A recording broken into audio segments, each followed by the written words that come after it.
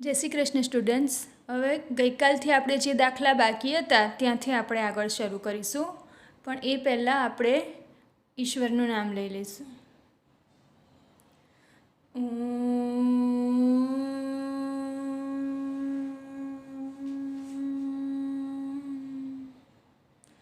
ગુરુ બ્રહ્મા ગુરુ વિષ્ણુ ગુરુદેવ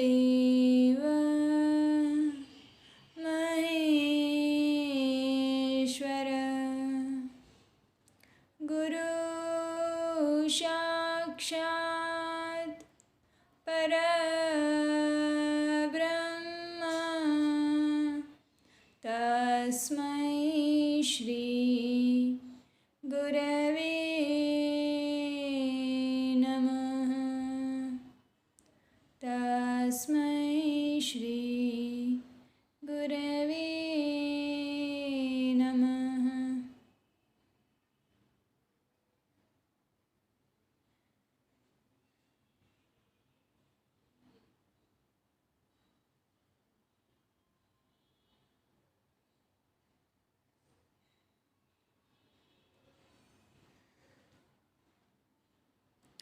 ચાલો તો ગઈકાલે જ્યાંથી બાકી હતું ત્યાંથી શરૂ કરીએ.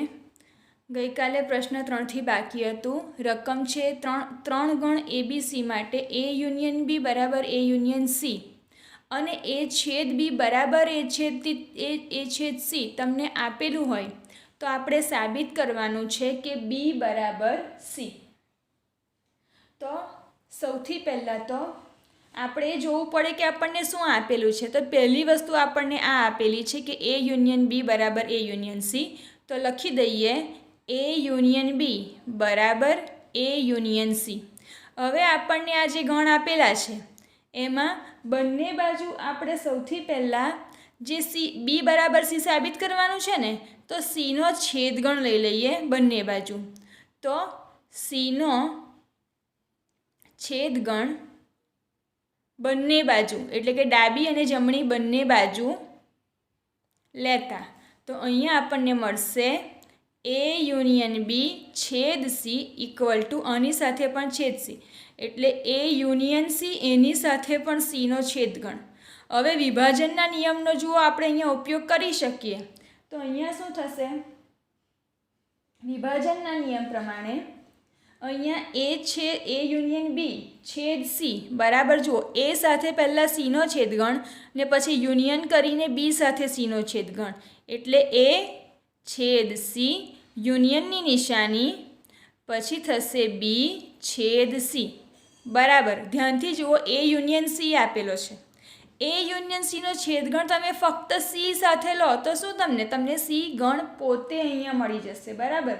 એટલે અહીંયા A યુનિયન C એનો કોઈ પણ તમને ગણ મળશે પણ એનો છેદગણ જો તમે C સાથે લો તો A અને Cના તો ઘટક આવવાના અને છેદગણ C એટલે અહીંયા C ગણ આપણને પોતે મળશે. ચાલો તો હવે અહીંયા આપણને તો ગણ C પોતે મળી ગયો કે પણ એક વાત તમે ધ્યાનમાં લો કે તમને A છેદ B બરાબર પણ A છેદ C અહીંયા આપેલો છે બરાબર. એટલે કે A છેદ C બરાબર A છેદ B લેતા, કેમ કે તમને રકમમાં એ આપેલું છે. તો જુઓ અહીંયા A છેદ C બરાબર આપણે A છેદ B લખી શકીએ. એટલે અહીંયા થશે A છેદ B યુનિયન B છેદ C બરાબર C અને તમે પરિણામ એક લો. ત્યાર પછી ફરીવાર આપણે લઈશું A યુનિયન B બરાબર A યુનિયન C બીજી વાર. આ એકવાર તો આપણે લીધું, હવે સેકન્ડ ટાઈમ પણ લઈએ. તો જુઓ શું થાય છે. લખીએ છીએ અહીંયા આપણે A યુનિયન B બરાબર A યુનિયન C બરાબર. હવે આને આપણે થોડું ફેરવી દઈએ અને A યુનિયન C બરાબર A યુનિયન B પણ લખી શકાય. પહેલી વાર આપણે શું કરેલું? પહેલી વાર આપણે બંને બાજુ Cનો છેદગણ લીધેલો. હવે આપણે કરીશું બંને બાજુ Bનો છેદગણ લેતા. તો અહીંયા Bનો છેદગણ લઈએ તો થશે A યુનિયન C છેદ B બરાબર આની સાથે પણ Bનો છેદગણ A યુનિયન B છેદ B. તો જુઓ અહીંયા ફરી વિભાજનના નિયમનો ઉપયોગ થશે એટલે એના યુનિયન B સાથે પછી પાછો એનો છેદ B સાથે યુનિયન કરીને સીનો છેદ બી સાથે, એટલે એ લખો, પછી છેદ બી, યુનિયનની નિશાની, પછી થશે સી છેદ બી, સી છેદ બી બરાબર આપણને મળશે. જો એ યુનિયન બીમાં એના ઘટક આવશે, બીના ઘટક આવશે અને કોઈ યોગગણ બનશે. એનો છેદગણ તમે બી સાથે લો તો આપણને જવાબ બી પોતે જ મળવાનો, કેમ કે છેદગણ છે એટલે. તો આને આપણે પરિણામ 2 કહીએ. તો તમે ધ્યાનથી જુઓ, અહીંયા છે એ છેદ બી યુનિયન બી છેદ સી બરાબર સી, પરિણામ 1, ને અહીંયા છે એ છેદ બી યુનિયન બી છેદ સી, અને બી છેદ સી પણ લખી શકાય ને ક્રમના નિયમ પ્રમાણે. એટલે એ છેદ બી યુનિયન બી છેદ સી બરાબર આપણને બી આપેલા છે. પહેલાં આ કિંમત માટે સી મળ્યા, પણ પછી આ જ કિંમત માટે આપણને બી મળ્યા. માટે પરિણામ 1 અને 2 પરથી કહી શકાય કે બી બરાબર સી થાય છે. બરાબર. ચાલો હવે આપણે પછીનો દાખલો કરીએ. પછીના દાખલામાં કીધું છે કે સાબિત કરો કે નીચે આપેલી શરતો સમકક્ષ છે. શરતો સમકક્ષ છે એટલે રકમમાં આગળ તમને એવું પણ કીધેલું છે, જોઈ લો અહીંયા રકમમાં આગળ એવું કીધેલું છે કે 1 implies 2, 2 implies 3, 1 implies 2, 2 implies 3 ને 3 implies 4 અને 4 implies 1 છે. એટલે આનો અર્થ એ થયો કે 1 પરથી 2 સાબિત કરી શકાય, 2 લઈએ તો 2 પરથી 3 સાબિત કરી શકાય, અને 3ને લઈએ તો 3 પરથી આપણે 4 પણ સાબિત કરી શકીએ. બરાબર.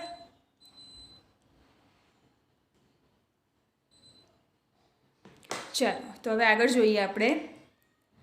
સૌથી પહેલાં આપણે પહેલાં પરથી બીજી શરત સાબિત કરીએ. તો આપણે સમજી લેવાનું કે એક આપેલા છે એટલે કે એ સબસેટ બી એવું આપણને આપેલું છે. બરાબર. એવું આપણે ધારી લેવાનું.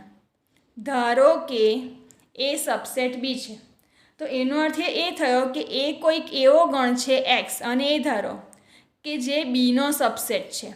બી તરીકે જો તમે એક્સ વાય લો તો એ બીનો સબસેટ થાય. બરાબર.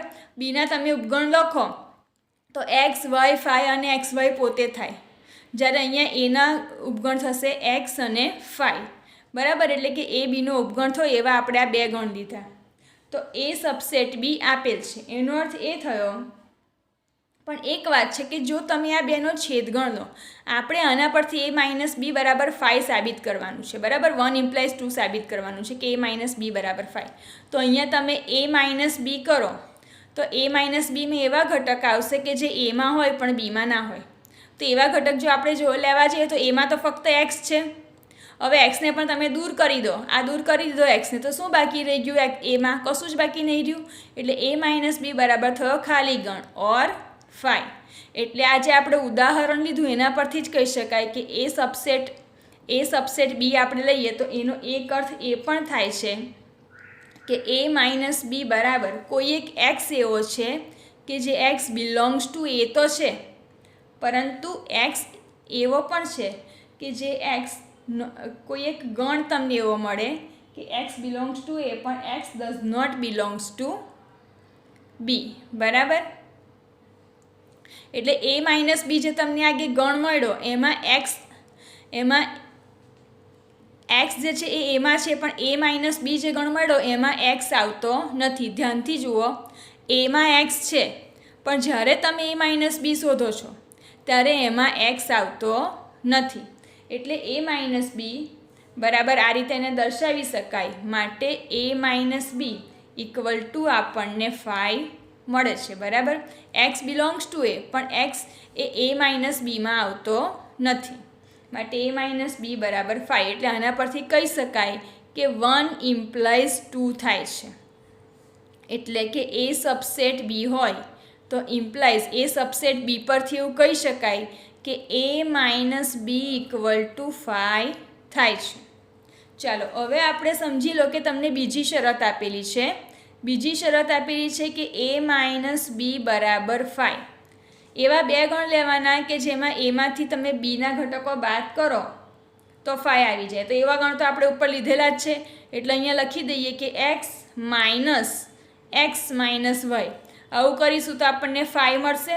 પણ આના પરથી એવું પણ કહી શકાય ને કે જે આ એક્સ છે, આ જે એ છે ને આને બી ગણ લઈ લઈએ તો એ બીનો સબસેટ છે, કહી શકાય. બરાબર, બીના તમે ઉપગણ લખો તો એમાં એક ઉપગણ એક્સ પણ આવશે, એટલે કહી શકાય કે એ બીનો ઉપગણ છે.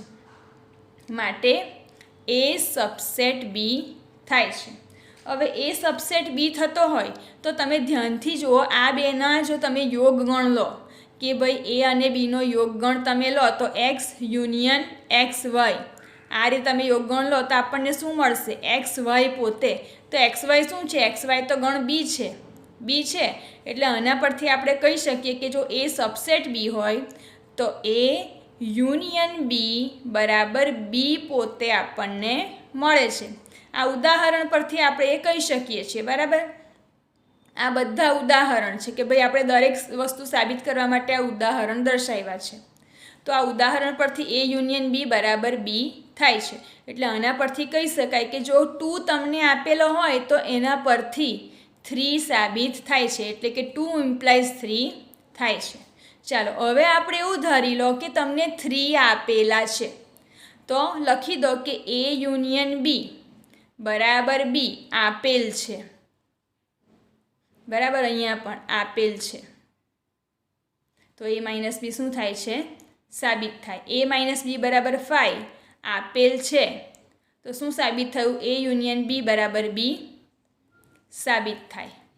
હવે આપણને એ યુનિયન બી બરાબર બી આપેલ છે તો આપણે કોઈક એવા ગણ લેવાના જેમાં એ યુનિયન બી બરાબર બી થાય. તો જુઓ, એવા ગણ આ જ છે કે ભાઈ એ બરાબર એક્સ યુનિયન બી બરાબર એક્સ વાય તમે લો તો જુઓ એ યુનિયન બી બરાબર એક્સ વાય આવશે, જ્યાં એક્સ વાય બરાબર શું થશે? બી પોતે થશે. આપણે સાબિત કરવાનું છે કે એ છેદ બી બરાબર એ થશે.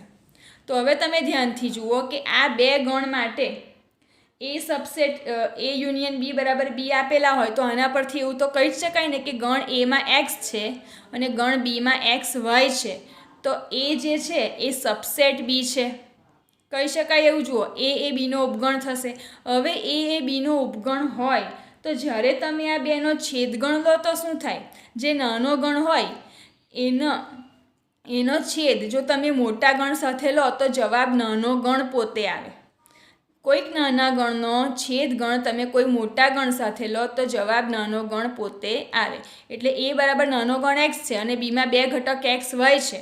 આ બેનો છેદગણ લીધો તો આપણને શું મળશે? એ છેદ બી બરાબર જુઓ એક્સ મળ્યા, આમાં એક્સ છે આમાં એક્સ વાય છે.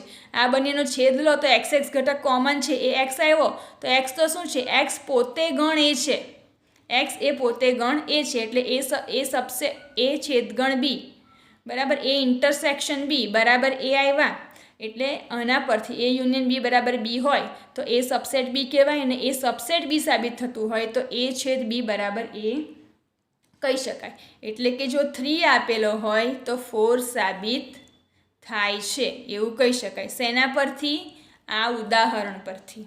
બરાબર, ચાલો હવે આપણે જોઈએ કે જો આપણને 4 આપેલા હોય તો કે એ છેદ બી બરાબર એ હોય તો એ છેદ બી બરાબર એ તમને આપેલા હોય તો આનો અર્થ શું થયો? કે આ બેમાં જે નાનો ગણ છે એ મોટાનો ઉપગણ છે. બરાબર, એ છેદ બી બરાબર એ થાય એવા બે ગણ ચાલો ધારી લો. તો આને એ ધારો અને એક્સ વાય ધારો બી બરાબર, તો આ બેનો છેદગણ શું થશે? આ બેનો છેદગણ થશે એક્સ બરાબર એ પોતે. બરાબર, આ જ ઉદાહરણ આપણે બધે લીધું છે. તો હવે આમાં બીજી એક વસ્તુ શું સાબિત થઈ કે એ જે છે ને એ બીનો ઉપગણ છે. કેમ? બીના બધા ઉપગણ તમે લખો તો એમાં એક્સ પણ આવશે, વાય પણ આવશે, એક્સ વાય પોતે પણ આવશે, પણ એ જે છે એ શું છે? એ તો ગણ એ પોતે છે ને, એટલે એ સબસેટ બી થયો. એટલે એ છેદ બી બરાબર એ હોય તો એ સબસેટ બી એવું કહી શકાય. માટે આના પરથી એવું કહી શકાય કે જો તમને 4 આપેલા હોય તો એના પરથી 1 છે એવું કહી શકાય. બરાબર, સાબિત થાય છે.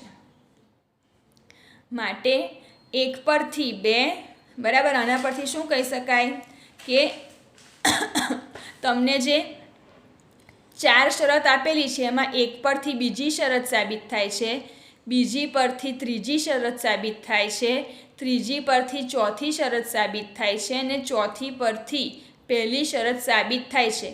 માટે 1 થી 4 જે તમને આપેલા છે એ સમકક્ષ એકબીજાને સમકક્ષ શરતો છે એવું કહી શકાય. ઓકે, ચાલો હવે આપણે પાંચમું જોઈએ.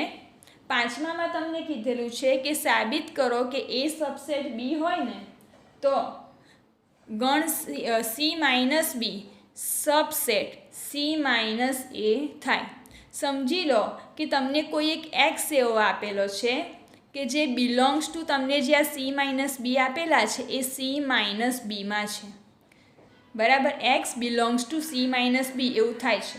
તો એનો એક અર્થ શું થયો? સી માઇનસ બી એટલે કે સીના એવા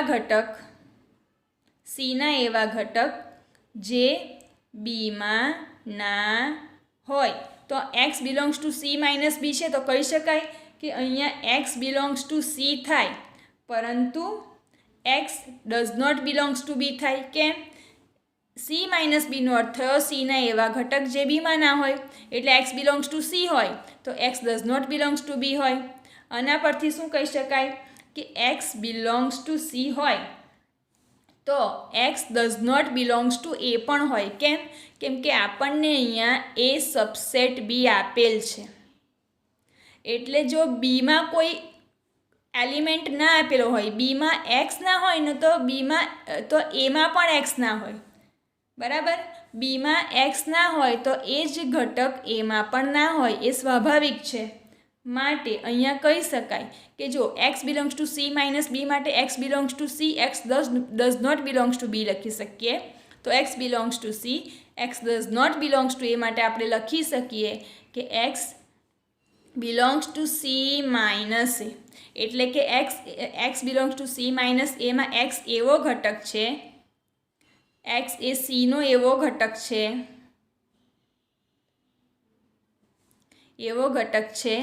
જે એમાં નથી. માટે શું કહી શકાય? માટે કહી શકાય કે જે સી માઇનસ બી છે એ સબસેટ સી માઇનસ એ છે. માટે આમ કહી શકાય કે જે સી માઇનસ બી છે, જે આપણને એક્સ બિલોંગ્સ ટુ તરીકે આપેલા છે કે ભાઈ x belongs to C minus B, એ સબસેટ સી માઇનસ એ થાય છે. ઓકે, ચાલો હવે આપણે પછીનો દાખલો જોઈએ. પછીનો દાખલો છે છઠ્ઠો દાખલો. હવે એની રકમ છે જો પી ઓફ એ બરાબર પી ઓફ બી હોય તો સાબિત કરો કે એ બરાબર બી થાય. બરાબર, તો અહીંયા બે એવા ગણની વાત થઈ છે કે જેના પાવર સેટ સમાન હોય તો એ બંને ગણ પણ સમાન હોય. એટલે કે બે ગણના ઘાત ગણ સમાન હોય તો એ બંને ગણ પણ એક સમાન થવાના. એક સમાન ગણનો અર્થ એ થયો કે બંનેમાં જે ઘટકો હશે ને એ ઘટક એક સમાન હશે. બરાબર, તો ચાલો આપણે સૌથી પહેલાં તો એવું ધારી લઈએ, સાઈડ પર રફલી આપણે અહીંયા લખીશું કે એ બરાબર, સમજી લો કે એ બરાબર એક્સ વાય છે. બરાબર, એ બરાબર એક્સ વાય છે. તો એ બરાબર એક્સ વાય હોય તો પાવર સેટ ઓફ એ કેટલા થાય વિચારો. એ બરાબર જો એક્સ વાય હોય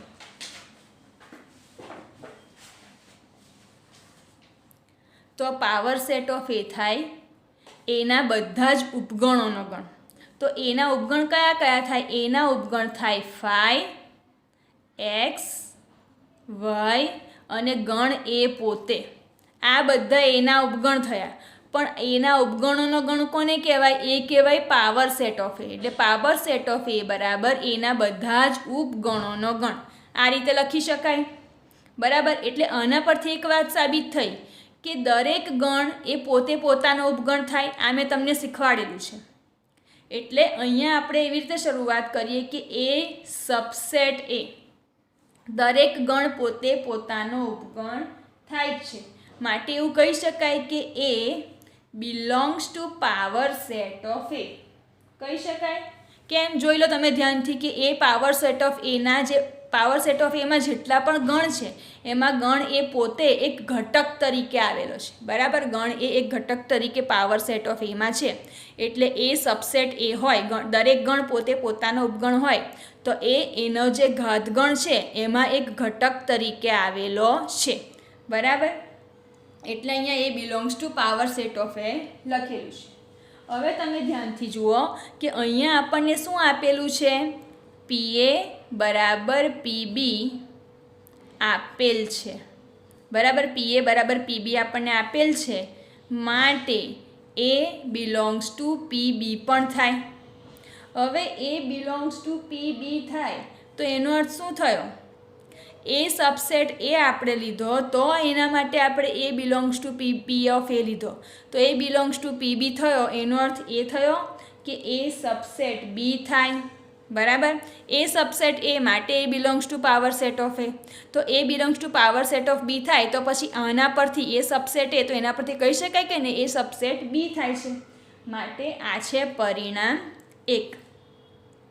હવે આપણે લઈશું કે સમજી લો, આ તો આપણે એક શરત લીધી કે ચાલો ભાઈ એ સબસેટ એ, સમજી લો કે બી સબસેટ બી હોય તો બી સબસેટ બી હોય, બી કોઈક એવો ગણ છે કે જે પોતે પોતાનો, દરેક ગણ પોતે પોતાનો ઉપગણ હોય, તો જે ગણ બી છે બી એ પોતાના પાવર સેટમાં તો આવવાનો જ, ગણ બી એ પોતાના ઘાતગણમાં તો એક એલિમેન્ટ તરીકે આવવાનો. ફોર એક્ઝામ્પલ ગણ બી બરાબર આપણે એક્સ વાય લઈ લઈએ તો ગણ બીના ઘટક પણ આ રીતે જ બનવાના, બરાબર. પણ એમાં જે ગણ બી છે એ પોતે એક એલિમેન્ટ તરીકે આવશે, બરાબર. ઘાતગણ એટલે શું, આપેલા ગણના બધા જ ઉપગણોનો ગણ, તો એમાં ગણ બી એ એક એલિમેન્ટ તરીકે આવશે, એટલે B belongs to power set of B એવું લખી શકાય. હવે B belongs to power set of B લખીએ તો લખી શકાય ને કે B belongs to power set of A. કેમ કે રકમમાં જ આપણને પાવર સેટ ઓફ એ બરાબર પાવર સેટ ઓફ બી લીધેલા છે, તો પાવર સેટ ઓફ બી બરાબર પણ પાવર સેટ ઓફ એ થાય, માટે કહી શકાય કે B belongs to power set of A. હવે બી ઉપગણ બી છે એના પરથી આપણે લખ્યું કે બી બિલોંગ્સ ટુ પીબી, તો બી બિલોંગ્સ ટુ પી એ થયા તો કહી શકાય ને કે બી સબસેટ એ, કહી શકાય. આ થયું પરિણામ 2. તો પરિણામ 1 અને 2 પરથી શું સાબિત થયું કે એ સબસેટ બી છે અને બી સબસેટ એ છે. હવે જ્યારે બે ગણ એકબીજાના ઉપગણ હોય ત્યારે શું કહી શકાય કે એ બંને એક સમાન છે, બરાબર. જ્યારે બે એવા ગણ તમને મળે કે જે એકબીજાના ઉપગણ હોય ત્યારે બંને ગણ એક સમાન થવાના, એટલે કે બંનેમાં જે ઘટક હશે ને એ ઘટક એક સમાન હોય તો જ આ વસ્તુ સાબિત થાય, બરાબર. આ એક એક્ઝામ્પલ તરીકે મેં તમને સાઇટ પર બતાવેલું છે, તમે નહીં બતાવો તો પણ ચાલશે. મુખ્ય ગણતરી આ છે એની, પણ એ સમજાવવા માટે મારે તમને એલિમેન્ટ લઈને આ બતાવવું પડ્યું. ચાલો હવે આપણે પછીનો દાખલો લઈએ, દાખલા નંબર 7. તો દાખલા નંબર 7 માટે કીધું છે કે ગણ એ અને બી માટે power set of A union power set of B બરાબર power set of A union B સત્ય છે. આ સવાલ છે કે આ જે વિધાન આપેલું છે કે power set of A union power set of B બરાબર power set of A union B, એટલે કે એનો ઘાતગણના યુનિયનનો બીના ઘાતગણ સાથે લઈએ તો એનો જવાબ એ યુનિયન બીના ઘાતગણ જેટલો થાય. જવાબની યથાર્થતા ચકાસો, જવાબની યથાર્થતા ચકાસો. તો હવે આ સાબિત કરવા માટે આપણે બે અલગ અલગ ગણ એ અને બી લેવા પડે. ધારી લો કે એ બરાબર એક્સ વાય છે અને બી બરાબર વાય ઝેડ છે, બરાબર. તો પછી આપણે એ અને બીનો જો યોગ ગણ, અહીંયા એ યુનિયન બી આપેલા છે એટલે આપણે શોધવા પડે એ યુનિયન બી શું થાય. તો એ યુનિયન બી બરાબર આપણને મળશે એક્સ વાય ઝેડ. પણ power set of A union B એટલે શું, power set of A union B એટલે કે એ યુનિયન બીના ઉપગણોનો ગણ. તો એ યુનિયન બીના ઉપગણ કયા થયા, એ યુનિયન બીનો પહેલો ઉપગણ થયો 5, પછી થશે X Y Z X Y Y Z X Z અને જે ગણ છે એ બે બે તો લીધા, 3 લેવા જઈએ તો 3 એ 3માં એ ગણ પોતે આવી જાય, એટલે ગણ એ યુનિયન બી પોતે, બરાબર. એટલે અહીંયા લખી શકાય એક્સ વાય ઝેડ પોતે. પણ આ જે ઉપગણો છે આખાનો ગણ, એટલે આને કહેવાશે power set of A union B, બરાબર. આ રીતે એને લખી શકાય. હવે આપણે પાવર સેટ ઓફ એ અને પાવર સેટ ઓફ બીને અલગ અલગ શોધવા પડે. તો જુઓ, એ બરાબર આપણે શું લીધા છે અહીંયા? X Y. તો એક્સ વાય એનો ઉપગણો કયા થશે? 5 થશે, એક્સ થશે, વાય થશે અને એ પોતે થશે, એટલે કે એક્સ વાય પોતે. અને પાવર સેટ ઓફ એ એટલે શું? આ છે ને એના ઉપગણ છે, એના ઉપગણ તરીકે એને આવી રીતે લખાય. પણ પાવર સેટ ઓફ એ એટલે એના બધા જ ઉપગણોનો ગણ, અને પાવર સેટ ઓફ એ કહેવાય. એ જ પ્રમાણે બી બરાબર આપણે વાય ઝેડ લીધા છે. તો બીના ઉપગણ કયા થશે? બીના ઉપગણ થશે 5, વાય ઝેડ અને વાય ઝેડ પોતે, બરાબર. હવે આપણે પાવર સેટ ઓફ બી શોધવો હોય તો પાવર સેટ ઓફ બી શું થાય? પાવર સેટ ઓફ બી બરાબર બીના ઉપગણોને જ્યારે તમે આ રીતે ગણમાં દર્શાવો તો જ એને પાવર સેટ ઓફ બી કહેવાય. જ્યાં સુધી તમે ગણમાં ના દર્શાવો ત્યાં સુધી એને ફક્ત એના ઉપગણ કહેવાય. તો હવે તમે જુઓ કે power set of A union power set of B આપણે લખીએ તો આપણને કયો ગણ મળે છે? 5 બે વાર નહીં લાવે એટલે 5 એકવાર, પછી આવશે એક્સ વાય ઝેડ, જુઓ બબે વાર તો ના લખાય, વાય બે વાર છે, ઝેડ એકવાર છે, અને પછી છે એક્સ વાય અને વાય ઝેડ. બસ અહીંયા power set of A union power set of બીના ગણો પૂરા થયા, બરાબર. આ બેનો ઉપગણ એટલે આટલા જ ઘટક આવે. કેટલા? 1 2 3 4 5 6 થયા. જ્યારે અહીંયા તમે જુઓ કે power set of A union બીમાં શું થાય છે ઘટકો? Power set of A union બીમાં ઘટકો છે 1 2 3 4 5 6 7 અને 8.